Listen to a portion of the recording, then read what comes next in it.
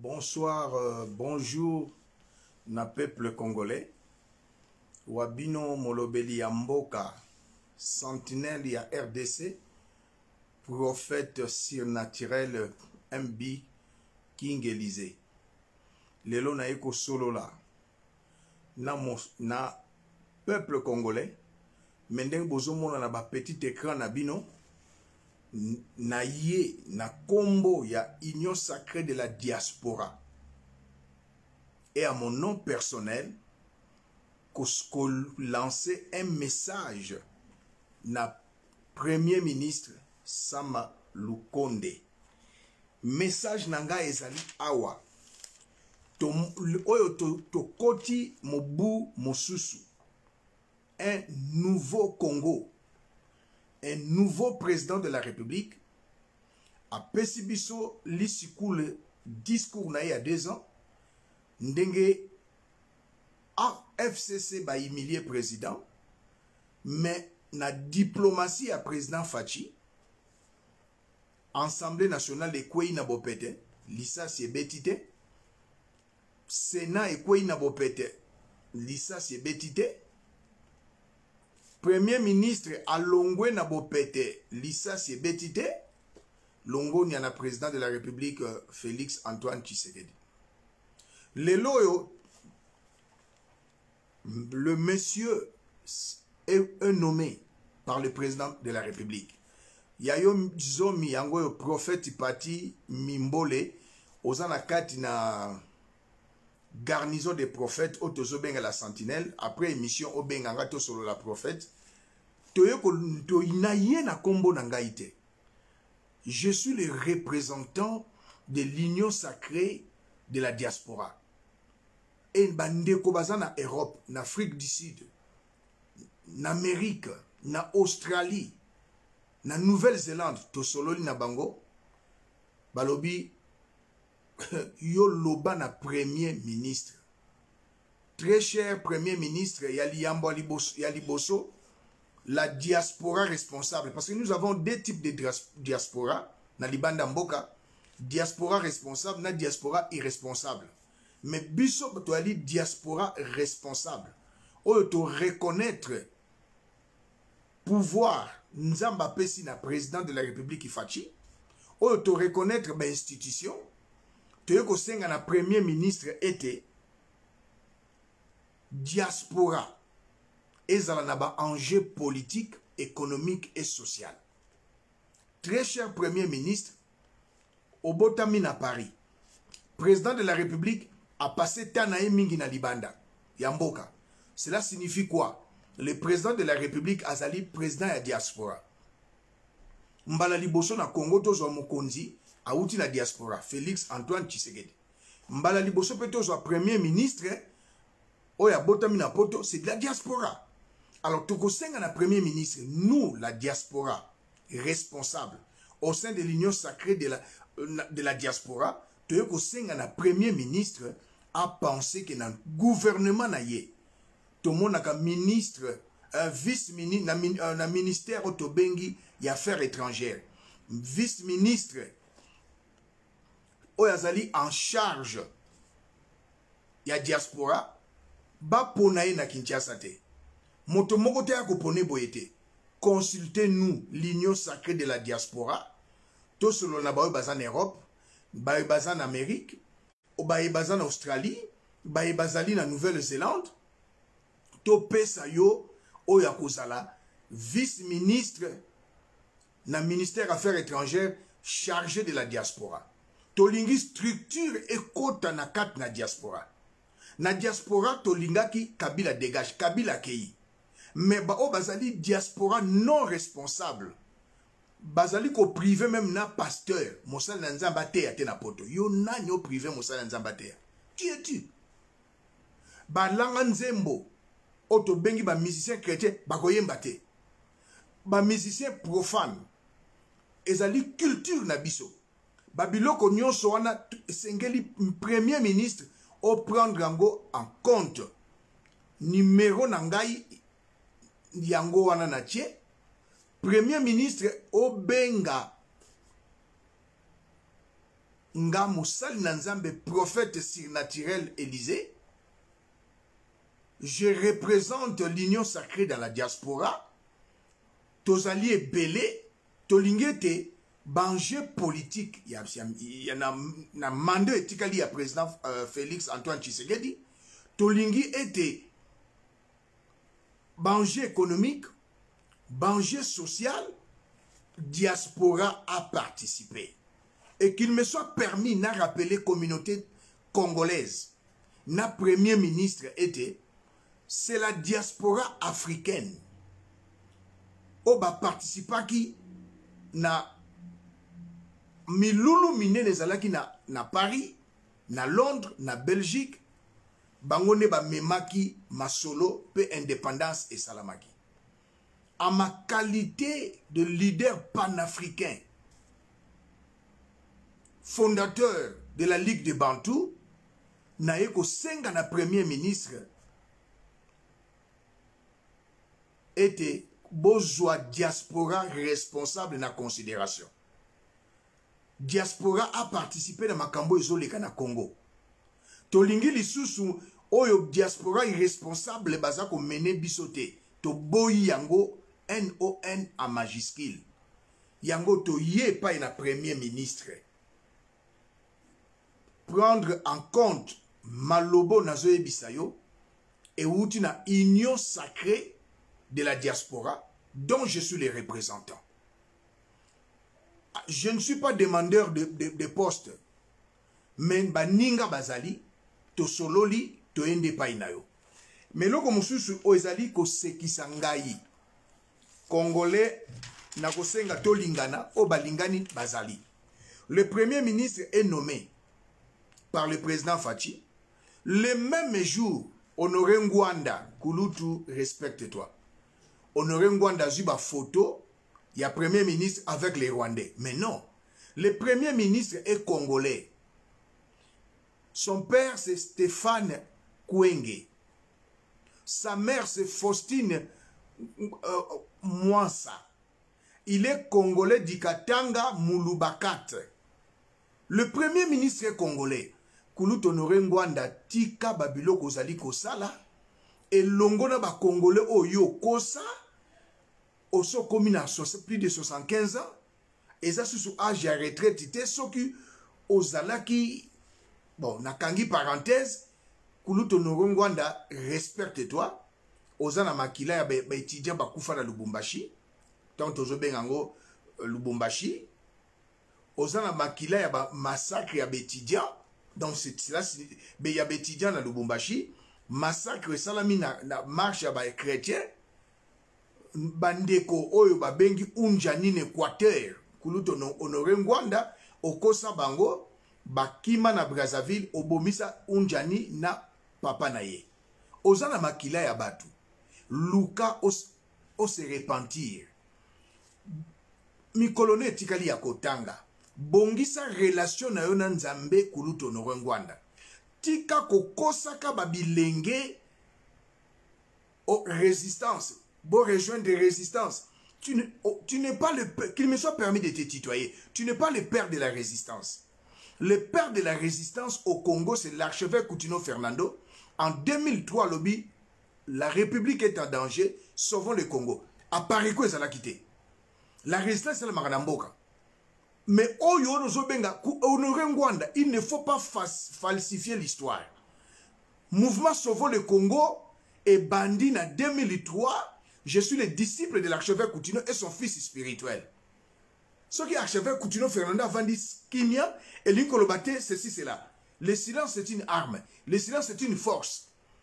Honoré Ngwanda n'est pas le père de la résistance. Le père de la résistance, c'est l'archevêque Coutinho à Kinshasa, mouvement Sauvons le Congo en 2003. Balingi Bache Maboko Azongi. Il a décidé en 2006 Yakoya. Aye na Brazzaville, n'a supplié papa archevêque Coutinho, n'a ba bishop Mossus, alobi, je sais que je serai arrêté. Ça, c'est un héros que la République doit reconnaître. La République va honorer archevêque Coutinho. Alobi, la République est en danger. Archevêque Coutinho aye na Kinshasa, en 2006. Une semaine après, Bakangi est na prison. 8 ans na prison. boyebi situation zo le kasikoyo. Mais Honoré Ngwanda, un traître, à ça livre à lobby, Museveni, Ngle Batinda qui est, la répétition est pédagogique. Ngle Batinda qui est na américain, pas Mobutu. Mobutu atali présence physique na yesu qui le colle à les trio Majesty bazalaka propre attention, mais atali apparence na bi mais à cause de la présidente. Comme Ngwanda te azalaki corrompu par les Anglais et les Américains, il a insisté, Mobutu Andimi, Ngwanda, c'est grâce à toi, Museveni est devenu président. Et Museveni a tué Kagame na président na Mboko Tobengi Rwanda. Rwanda était Laurent Désiré Kabila. Qui a trahi le Congo? Bota la triangle wana. C'est Honoré Ngwanda. Honoré Ngwanda, bato balandaka yo bayebi politique à Congo te. Bato balandaka yo bayebi politique à Congo te. Ngwanda c'est un traître. Aujourd'hui, M. Labiso ba photo ya premier ministre na ba Rwandais. Il n'est pas rwandais, c'est un Congolais de père et de mère. Il est Congolais de père et de mère. Na la kisaki bino na Facebook nanga Beta Élysée Mosakoli. Na Milulu ya rassemblement. Et papa et patriarche Etienne Tshisekedi na simanaye le premier ministre. Patriarche Etienne Tshisekedi na simanaye président Fachi ainsi que le premier ministre. Kuluto Honoré Ngwanda batu nyonso bakoma na bango kaka ba étranger. Neti leki nanga Marie-Paul azana Kinshasa. Moi Teyav, soki premier président de la République a nommé Marie-Paul premier ministre. Honoré Ngwanda linga yebisa biso te azali angolais. Soki bachaka nani comment il s'appelle Kofi Olomide président a nommé premier ministre Honoré Ngwanda nga bake aza Sierra Leone.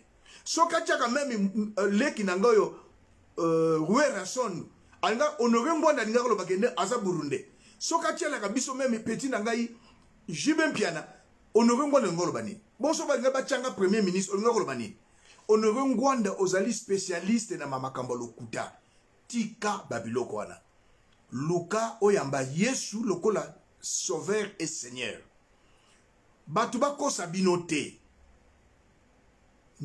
Le premier ministre, il est congolais de père et de mère. Son père, c'est Stéphane Kwenge. L'une des figures emblématiques de la politique Nakatanga vers les années 90. Il a été assassiné en 2001. Nazali Sentinelle ya Congo. Leader panafricain ya Ligue de Bantou. Je connais l'histoire des Bantous de l'Afrique. Nalobaka Pambate. Je suis leader panafricain, fondateur de la Ligue des Bantous, sentinelle de la RDC. Sa mère c'est Faustine Mwansa. Moulubakate. Di Katanga. Katanga ezana Congo. Honoré Ngwanda motema maboza na ngome ba demo bazo kamwa yo. Na ajo kuluto zana yango et c'est une honte. Omemi batu nyonso na pareko na kati na mobulu. Ozo kosa batu. Il n'est pas congolais. Bazu ba photo soki ya nani tala yeyo. Oh neve ya Kagame. Oh non, Honoré Ngwanda. Alors moi maintenant, je vais faire mes investigations sur la nationalité de Joseph Kabila. Je sais qu'il est rwandais. Est-il le père? Est-ce que papa ou le baganeza papa naye? Maman ou le baganeza maman naye? Moi je sais que Joseph Kabila est rwandais. De père et de mère. Mais ce qu'il faut vérifier. Parce que Honoré Ngwanda, le couteau aux anango, même na lo na ba démon bazo kamo o batuni, satan tuni démon habite ngam na tinda kiete. Atuni démon ngam na tinda kiete. Mais c'est une honte. C'est une honte. Pour Honoré Ngwanda. Ozo sala biso ezali mawape, ezali pe mawape pasi. Lelo na ye, je vais ouvrir ma Bible. Bon, message fort na président de la premier ministre. Très cher premier ministre, diaspora topesio longonia. Diaspora nini? Le diaspora responsable. Pour y aller, le diaspora irresponsable. Mais diaspora irresponsable, tous en a quatre na union sacrée. Union sacrée de la diaspora et pesio longonia et sengina yo premier ministre. Tant au la gouvernement au tenir compte que diaspora a besoin à participer à l'enjeu politique, économique et social yambo canabiso. Dans le ministère des Affaires étrangères, il y a un vice-ministre en charge de la diaspora. biso na kati na diaspora to pona ye ngai te biso, c'est-à-dire na Canada bandeko bazali, na États-Unis bandeko bazali, na Europe bandeko bazali, na Australie bandeko bazali, na Nouvelle-Zélande bandeko bazali. Je suis le représentant de l'union sacrée de la diaspora. To solo la kanaba conférence vision. Nazo tia numéro nanga après émission ndeko soko lingo rejoindre biso o rejoindre biso. Na lingi to tanga moke Biblia, je suis un prophète surnaturel. To fongola bandeko nanga na cantique des cantiques. Na chapitre 2 verset 15. Bible le Biboye, prenez-nous les renards. Les petits renards qui ravagent les vignes. Car nos vignes sont en fleurs. Ça, c'est un message prophétique. Nous devons nous glorifier dans le Seigneur. Il y a des hommes de Dieu, à 40 ans dans le ministère, à terre, on a livre à cantique des cantiques. La mesure de grâce que Dieu m'a donnée, na lingina peut sa interprétation prophétique, il y a Oyo. Ça concerne la République. Congolais, Dieu nous a donné le Congo comme notre vigne. Le Congo, ezali héritage nzamba pesa biso. Le Congo, c'est notre vigne. Mais maintenant, na lingina ebisa Congolais zolandangai. Prenez-nous les regards, les renards, les petits renards qui ravagent les vignes, car nos vignes sont en fleurs. La lettre tue, l'esprit vivifie. Je suis un prophète surnaturel. La vigne, c'est notre pays.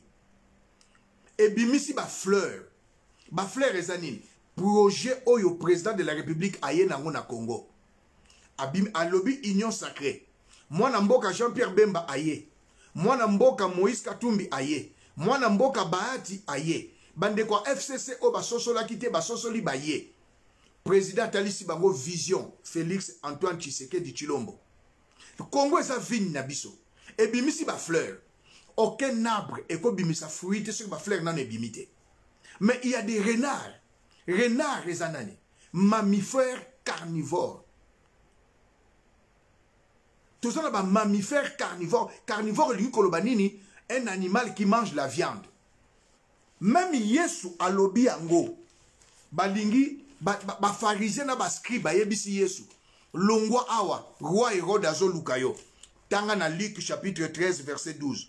Jésus alobi, na pharisien na scribe, allez dire à ces renards. Yesu abenga, roi Hérode renard. Je suis un homme de Dieu avec un langage spirituel. Dieu est esprit, son langage est spirituel. Jésus, notre Dieu, a benga roi Hérode, allait dire à ses renards. Je donne le passage biblique, Luc chapitre 13, verset 12. Ba pharisien na ba scribe, ba ye pas Jean-Baptiste. Po ba so baptême ya repentance. Botanga na Matthieu chapitre 3, verset 7. Je suis un prophète surnaturel.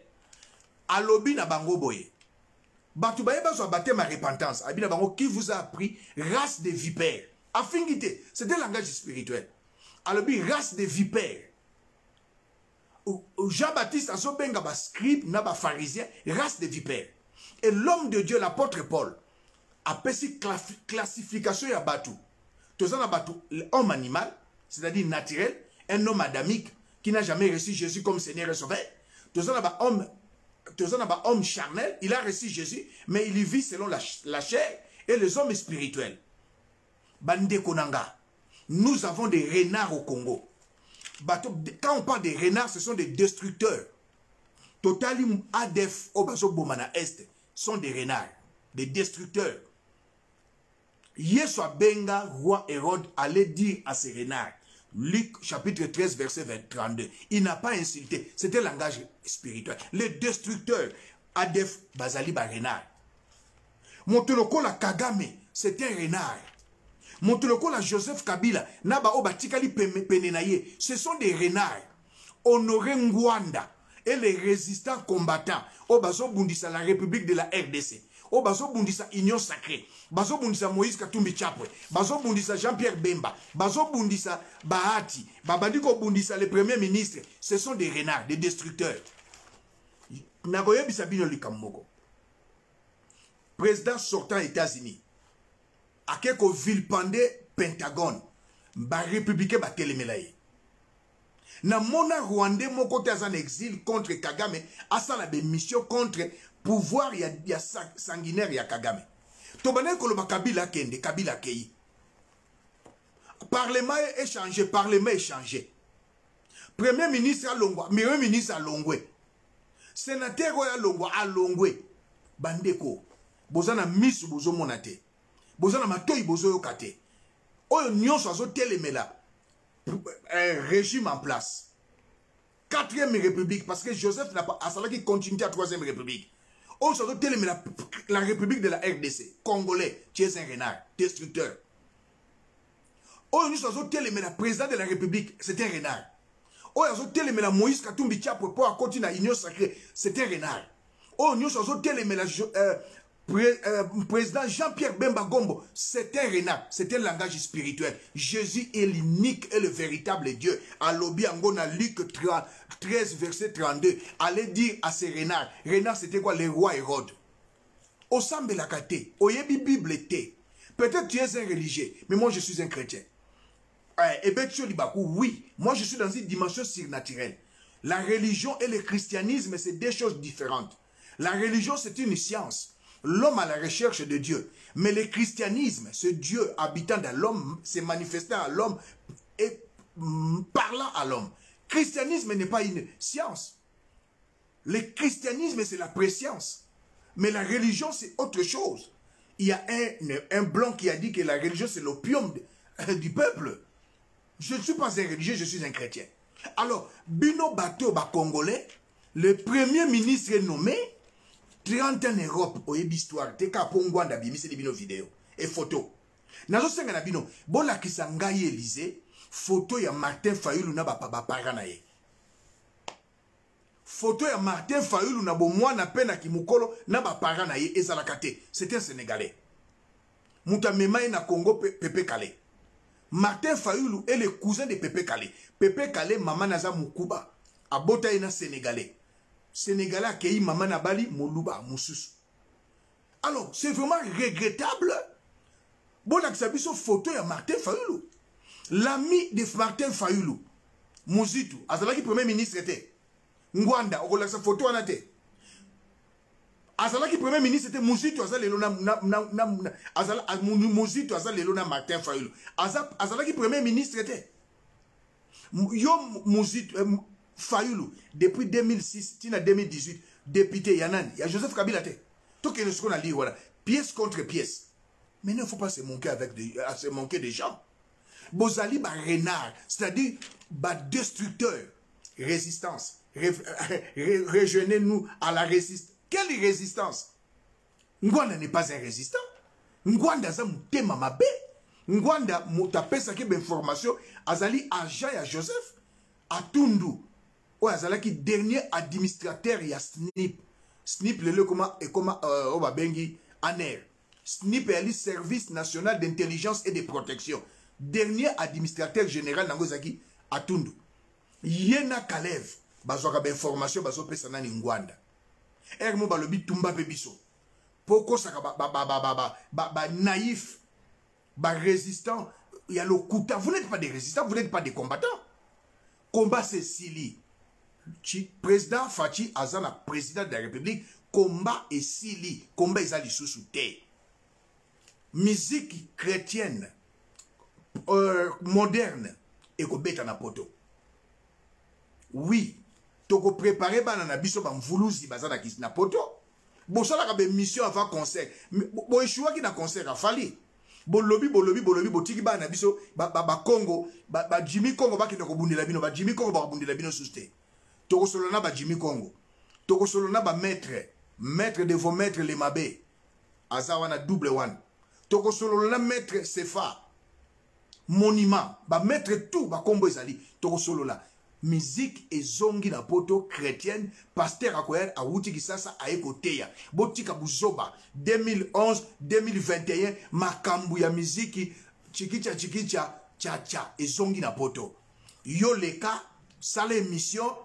Zala Makasi devant mettre les Mabé double one. Zala Makasi devant mettre Sefa. Hey, Yesue. Mettre Sefa le monument. Oh, Zala Makasi. Ba petit na biso ba Congo, ba Jimmy Congo tokosola na bango. Ba petit na biso à Bruxelles et à Paris tokosola na bango. Les combattants de Londres ont déjà compris. Bitumba se Sili.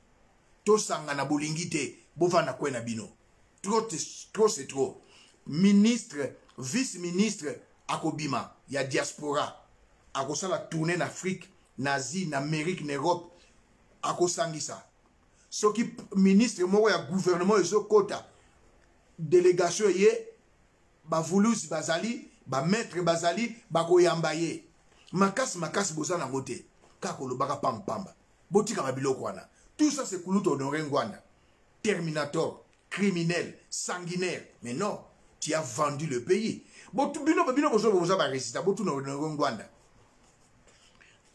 Mama Bobi la dawayina yo ponani. Nakolo bango lelo. Banda Mobutu Akufa, 97. Oso kena na Maroc, ko s'incliner même ko tika un anniversaire na yo kene. O kene te fa Mobutu ina yo. Mobutu a longwe na Kinshasa. N'avion, à Kiti Guado. Basode bakomu ko beta masas. Le major là est là. Azu Mobutu a côté na cargo. Famille Mobutu a côté bango. Bakei na et pas petit na ena ni eyadema. Eyadema za petit Mobutu. Mobutu lakisa bango makamba masolo akati. Akita na pas kuna bo Ngwanda sa kimaki. Conseil spécial en matière de sécurité. Mobutu za na Kinshasa yoso komina okomi na Togo. A commis na Togo avant président de la République Ngwanda. Aso ko sabino le ko la bana mike. Mais c'est regrettable. Bino besoin de Ngwanda, mituna bino peta, mituna bino salakate. Apparaît comme mituna bino peta, mituna bino salakate. Mobutu avion na beta li solo ya solo. J'étais à la DEMIAP, je suis criminologue de formation. Je suis pas n'importe qui. Nous devons nous glorifier dans le Seigneur. Je suis intellectuel. Ne me prenez pas pour n'importe qui. Non, non, non, non, non. Mobutu avion kiti na Guado. Et l'ongwe na Guado, ba memie na komema makasi, bolanda masolo major, ba kiti na Mobutu na Togo. Ngwanda sa komaki une semaine avant, asa yebaki, il a trahi, il a trahi. Et je, na zongi sima, na sali parenthèse, tangu bitumba ya fidèle salaki Mobutu atindaki Ngwanda na Uganda, oyebiango Ngwanda. Mobutu atindaki Ngwanda na Rwanda, na ndenga diplomatie. Mobutu atindaki Ngwanda en Afrique du Sud, oyebi yango. Mais Ngwanda okima avant Mobutu poti avait trahi. Bolobaka kama yele na Laurent Désiré Kabila, mais non, Ngwanda a trahi. Azalaki na Togo.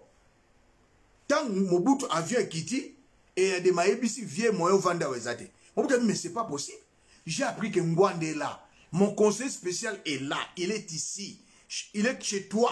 Moi, je dois me déplacer pour na Ngwanda tikala awa. Mama Bobi la dawa alela. Mama Bobi la dawa regretta. Ngwanda, Mobutu akufa na 97. Naloba 97 pour Olive Lembe à comprendre, nani Zoé à comprendre na Jeannette. 97. Ngwanda, 24 ans yango. Osho Kenda na Maroc, kotika gerbe de fleurs. On se prosterner, on s'incliner devant ton patron à Tikabiso. Ngwando Sala Yangote. Tu es un traître. C'est toi qui as vendu le pays. Tu n'es pas. On coupe sa leçon. Putain, la cosa ba ignorant. Même la Bible Lobina Mukanda n'a osé. Mon peuple meurt par manque de connaissances. Ngwanda. Yaka na Kinshasa. Namasi nakaka umona ba petit ba kusila na yo. Alors, je suis désolé. Nathalie Sibino na Mukanda na Biblia. Bandekonanga katina Yesu obasambelaka Cantique des Cantiques chapitre 2 verset 15. Prenez-nous les renards, les petits renards qui ravagent les vignes, car nos vignes sont en fleurs. Les projets sont là. Et Dieu, c'est le réalisateur de nos projets, c'est notre Dieu. L'union sacrée est là. Moïse Katumbi est là. Jean-Pierre Bemba est là. Bahati est là. Nous avons nous ensemble à Sika. Tozana premier ministre à Sika. Tozana président à Sénat. Tozoche à Sika. Même Bandeko, ba projet Zali. Le président de la République n'a que 5 ans. Et tu as dit 2 ans. Tu souhaites bonne chance. Na premier ministre Sama Lokonde. Mais Bobandiko Kosa, les mêmes Congolais za mutema mabe ya diaspora na mona mutema mabe boyete. Kindoki ya butu esile komi ya moi. Kindoki komi ya Facebook na ya WhatsApp. Tala yeyo asa Rwandais. Bo tala yena mutu boy. Ah ndeko.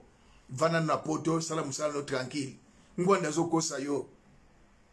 Premier ministre est le fils de Stéphane Kwenge.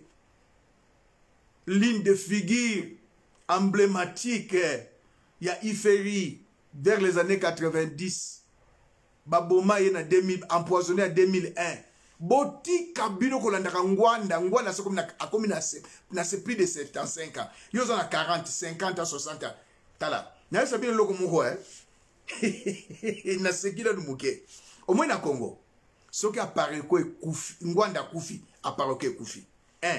Abako, il y a papa Nabiso Patrice Emery Lumumba. Patrice, pardon, plutôt il y a papa Nabiso Kasavubu. Papa premier président Yamboka Nabiso. Kasavubu. Tango a Koufi, Abako et Koufa. Boye Biango. Lumumba Koufi, parti politique naye et Koufa. Mobutu a Koufi, MPR et Koufa. Les patriarches Kizenga a Koufi, Palou et Koufa. Mais regardez, il y a un mystère. Papa Etienne Tshisekedi a Koufi, moi n'a commis président. Ça ne vous dit rien. Papa Etienne Tshisekedi a Koufi, moi n'a commis président. Ça ne vous dit rien. Naseki na lingala. Papa Etienne Tshisekedi a Koufi, moi n'a commis président. Ça ne vous dit rien. Joseph Kabila vivant peut perdre Koufi. Ça ne vous dit rien. Jean-Pierre Bemba 10 ans en prison. MLC Zali. Ça ne vous dit rien. Keba. Keba. Moïse Katumbi Tchapo en exil. Il est toujours plus fort. Ça ne vous dit rien. Ben de konanga. Diaspora modèle ni nyoyo. To komi na de diaspora. Diaspora yaba renard. Naba diaspora yaba aigle. Diaspora yaba renard. Na diaspora yaba aigle. Ba aigle zali biso tout ça union sacrée de la diaspora. ADF Ezobo Mabatu. Renard. Paul Kagame. Renard. Joseph Kabila. Renard. Les résistants et combattants qui sont contre la RDC. Contre Moïse Katumbi Tchapwe, contre Bemba, Bahati, président Fachi, vous êtes des renards. Martin Fayoulou, renard. Mouzitu, renard. Bala qui s'abisso photo ya Mouzitu na ba parana ye. Et ça, il y a yo Fayoulou na ba parana yo. Basali interview na RFI. Yoga question. Sonia, journaliste ya RFI, a tuni Mouzitu. J'ai ça ici sur moi. Chaque fois que le FCC dit que le président Tshisekedi a violé la constitution, vous soutenez ses opinions. Yoga réponse ya Fayoulou. C'est la stratégie de Kabila qui veut toujours se maintenir au pouvoir. Moutou et péta Fayoulou. Batouni, deuxième question. Nous avons 3 questions. Vous dites que Kabila est toujours au pouvoir. Qu'est-ce qu'il gagne en perdant? Yoga moi si Sonia Lekina Fayoulou na mayele. Qu'est-ce qu'il gagne en perdant l'Assemblée nationale, les gouvernements et les Sénats? Alors, il y a le Mouzitou, Fayoulou, Kabila a toujours un pouvoir. Mais Kabila a gagné Nini, il y a où tu peux perdre l'Assemblée nationale, à perdre le Sénat, à perdre le gouvernement. Il y a aucune réponse, il y a Fayoulou. Kabila conserve le pouvoir. Une réponse impertinente en matière en politique, novice en politique. C'est une stratégie pour conserver ses biens. Oh! Quelqu'un qui a perdu l'Assemblée nationale, le Sénat, le gouvernement. Et tu as répondre que c'est une stratégie pour conserver ses biens. Journaliste a tourné, 3e question, je m'arrête là. Félix a obtenu une grande majorité de députés. 381. 91, c'est-à-dire 391 députés. Vous, avec un seul député, comment allez-vous faire pour voter vos réformes au Parlement? Papa, Kabila Zana, Félix Chilombo Azana 391 députés. Yo zana député moko. Pe zana poto, ozolanda mutazana député moko. Moutou. Et Nzambe. Fachi avec 391 députés. Yo zana, Fayoulou zana député moko. Batuni okosala nini pour la réforme na yo. Yo kare. C'est moi qui étais élu président de la République en 2000. Hey, ba memo na scène pépé. Ba memo mbangu na scène pépé. Renard. Jésus a dit, allez dire à ces renards. Donc Fayoulou c'était renard. Bino bozo koulanda Fayoulou na poto, soit disant ba résistant, ou ba combattant. Renard. Il n'y a plus de combat en Afrique du Sud. Il n'y a plus de combat en Europe, en Asie, en Amérique. Plus de combat. Mboka c'est Sikolami. Alors, le Premier ministre, Nako Senga na yo pour conclure. l'Union sacrée de la diaspora, dont je suis le représentant, à ma qualité de représentant de l'Union sacrée de la diaspora, leader panafricain, fondateur de la Ligue Bantou, nazo senga na yo, au tenir compte na ba demande na biso. Ezalate mutumoka bimi na Kinshasa, bozui na ndenge na bino, vice-premier ministre en charge de la diaspora. Non, non, non, non, non, non, non. Très cher premier ministre, tozan na posa na ministère affaires étrangères. Il y a vice-premier ministre de la diaspora pour te structurer diaspora. Ba ministre bo bana ko voyager sans inquiétude. Le président de la République nommé ambassadeur. Nous avons des hommes, des intellectuels. Tozan en Australie, Claude Bokouda, un homme intellectuel dans l'Union sacrée de la diaspora. Na Nouvelle-Zélande, Bopenda, un intellectuel diplômé. Tokena na Canada, professeur na université, docteur de la parole, Francis Nsoki. Toza basé belé. Toyen Europe, l'homme de Dieu, l'écrivain Francis Kadima. Écrivain. Hey. Il a combien de livres boni? Président de la République, ambassadeur Nyonso Bogotia, Bautara Congote. Bako zape bandeko na biso a diaspora na poto, na Afrique du Sud, Botali, CV na ye, Botie pas ambassadeur. Na ambassadeur pe misala les belé. Misala pe zali belé. Toza pe na bandeko mso a diaspora si ba kita pe avant. Toza na bango na masolo.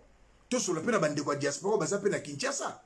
Diaspora a participé na ba enjeu politique, économique, social ya mboka na biso. Premier ministre, président de la République, botala likambo ya mai na courant na Kinshasa. Une grande partie à ville à Kinshasa, mai ezate, courant ezate. Cela est dû à quoi?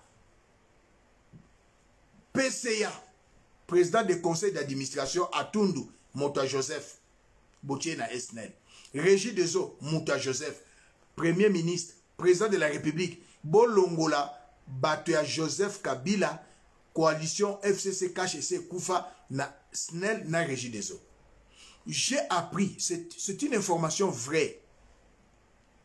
Na ba commune mosusu bato basala ba forage, pourtant fleuve Congo ezali, basali ba forage, bato bakomo ke kosomba mai na ba bidon. Président Otala likambo wana. Premier ministre Otala likambo wana suit la sentinelle de la RDC.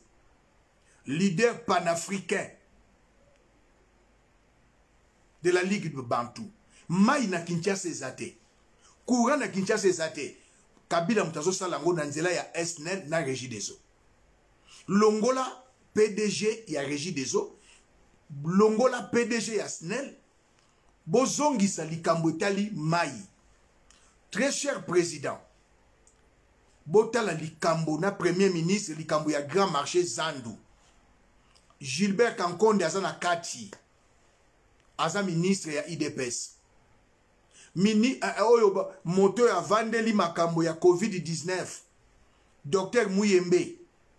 Na ministre oyo ya santé. En Europe, batbazolandanga en États-Unis. Test ya COVID c'est gratuit. Mais ce qu'on na INRB, test à COVID c'est $30. Na aéroport Angili c'est $45. Je suis la sentinelle de la RDC. Montosali si test en Europe gratuit.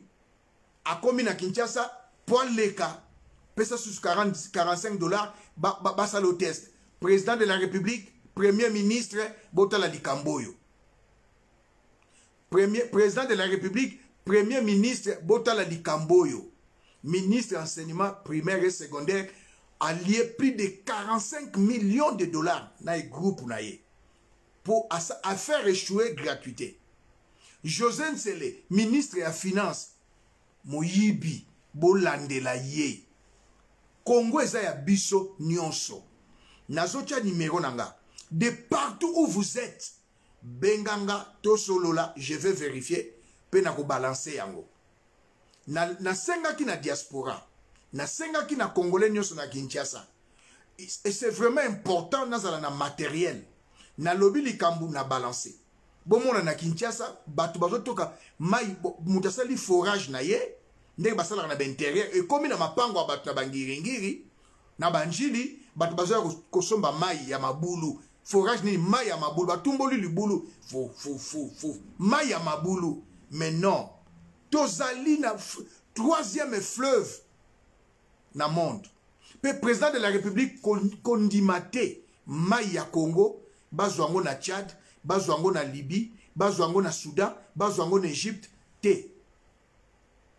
Condimate président de la République ko signé accord ya lolengo yo fachi. Pona no signé angote. Idriss Déby 82 ans, âge ya papi. Wona ko dit troisième âge. Ce qu'on s'est dit na poto Idriss Déby on va dans la maison de retraite. Ozolo bana 2016 que na kozwa na makasi maya Congo. Mais non, dictateur. Président Fachi a corrigé bino. Tala âge naïe dans les cinquantaines. Moi, premier ministre dans les quarantaines. Mais le président d'Afrique, 3 ans, 4 mandats, 5 mandats, 80 ans. Président de la République, ministre naïo 75 ans. Mais non! Le développement de l'Afrique viendra de la RDC. Président Fachi a corrigé bino. Alors, na sengi na diaspora responsable de l'union sacrée. O bazana kat na diaspora, to bengana, to solo la ba conférence vision. Président de la République, bato basali malamu na IDPS kobosa na bangote. Na zongeli pour la troisième fois. La ministre Akasia de l'économie, elle est la nouvelle manière de vivre de la politique. N'a retenu et pas ministre Akasia de l'économie 5 choses. Elle est mature, compétente et outillée. Ministre Akasia de l'économie. Elle est mature, compétente et outillée. Ministre Akasia de l'économie. Deuxième élément, elle est courageuse et déterminée. Ministre Akasia de l'économie, membre de l'IDPS, elle met Dieu au devant de tous ses faits et ses gestes. Elle est chrétienne. Ministre Akasia de l'économie, elle est souvent sur le terrain pour vérifier et discuter avec la population et les opérateurs économiques. Cinquièmement, elle est l'une des très rares autorités de la République. Simple, ne prend pas la grosse tête et n'organise pas son insensibilité. Ministre Akasia de l'économie, c'est grâce à elle que le Congo a découvert 7 ports fictifs. C'est grâce à elle que flambée de prix et salamité, prix à carburant, la COVID-19 et matité. Alors, président de la République Fachi, on ne change pas l'équipe qui gagne.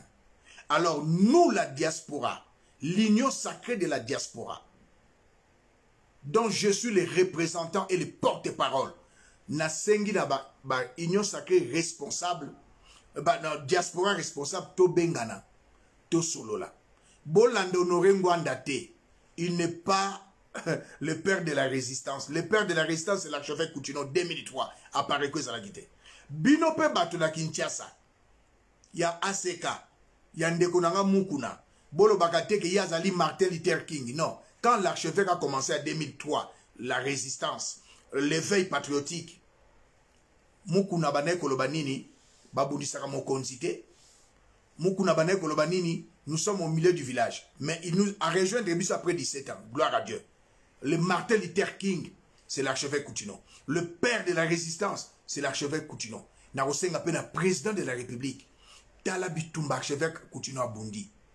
2003, Tilelo. À côté prison. Azo mérité.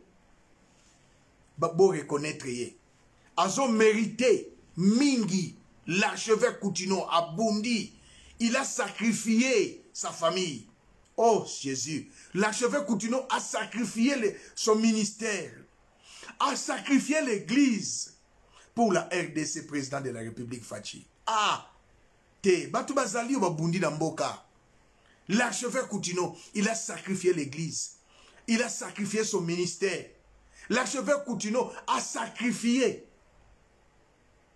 pour la nation abundi bakangie 2003 soldate ninité balingi basimba ye a se retirer aye na 2006 bakangie ngwanda za wapi ngwanda zalaki wapi alia mbongo Sarkozy je vais faire le coup d'état à Joseph Kabila alia mbongo Sarkozy abomisa batu ngwanda mais l'archevêque continue à mériter président de la République bon reconnaître ye c'est un héros bon honorer ye l'église batu bakota bapanza église basoda bakota l'enseignement numéro 17 basala bosoto président de la République c'est à vous que je m'adresse biso bato ya union sacrée de la diaspora toza bomoko mbote nanga na ba maître nyonso ba sportif nyonso mbote nanga na bana na biso tobota na Europe ba mvuluzi ba Congo na pesi bino mbote musique ezozonga na poto pasteur akobeta na poto musicien chrétien akobeta na poto mboka se sikolami mboka se esikolami mboka esikolami mboka esikolami musique ekobeta na poto otie tembe mvuluzi azali otie tembe maître de vos maîtres les mabe double one otie tembe maître Sefa monument basé belé na Londres de partout ba maître Samuzu na bosani binote ba mvuluzi bazali musique chrétienne zongi na Afrique du Sud na poto bokobeta toza na 4e république vigne na biso eza Congo ba fleur union sacrée Torosa la Moussala na union sacrée président est là Jean-Pierre Bemba est là Moïse Katumbi est là Bahati est là nous sommes là de la diaspora tolingi suba buzobate les renards Ngwanda renard Martin Fayulu renard Mouzitu renard Adef renard Paul Kagame renard Joseph Kabila renard les résistants combattants au balingi changement te bazana poto bavandi renard diba dia kukumbana sai inenea tangu ekoki tangu zifweni na lobi 4 langues l'unité Mobutu disait aina langage na ye ngana ina langage nanga sai inenea diba dia kukumbana tangu zifweni tangu ekoki chikicha cha cha chikicha cha cha